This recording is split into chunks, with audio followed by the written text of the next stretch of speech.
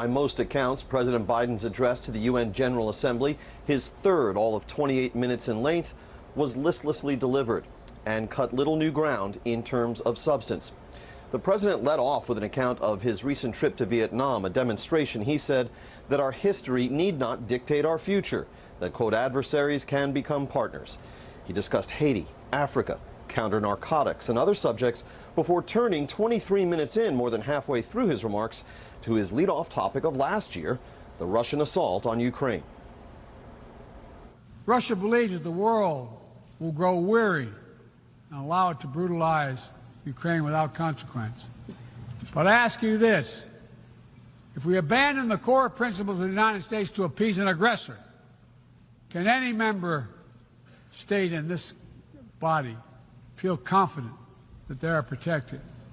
If we allow Ukraine to be carved up, is the independence of any nation secure? I'd respectfully suggest the answer is no. We have to stand up to this naked aggression today and deter other would-be aggressors tomorrow.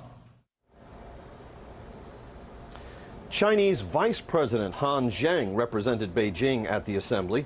In his remarks, President Biden made only passing reference to Xinjiang, the site where the Chinese Communist government has for several years maintained concentration camps for over 1 million Chinese Muslims known as the Uyghurs. Mr. Biden's more overt messages to Beijing were ones that Chinese President Xi Jinping has heard and largely ignored many times before.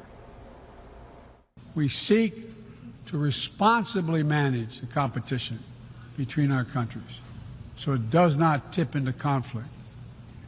I've said we are for de-risking, not decoupling with China.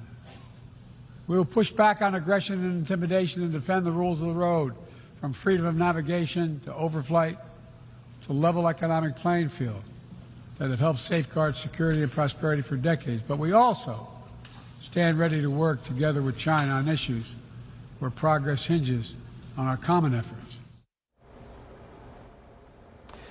The president just wrapped up a sit-down with the leader of Trinidad and Tobago, and he is now engaged in a sit-down with the Secretary General of the United Nations, Antonio Guterres.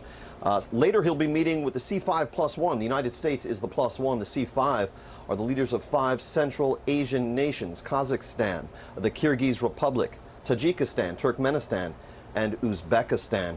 Senior administration officials from across the interagency conducted a background briefing with reporters last night previewing today's speech. I asked those officials about the concerns spreading even within the Democratic Party here at home that President Biden is no longer an effective advocate for his own point of view, even in some cases where arguably the facts are on his side, such as in relation to various aspects of the economy, and what gave them confidence that President Biden at this stage of his career could move the leaders in this room and the larger global audience. The officials just encouraged me to watch the speech and said that the leaders in that room will hear what they think is a pretty compelling vision.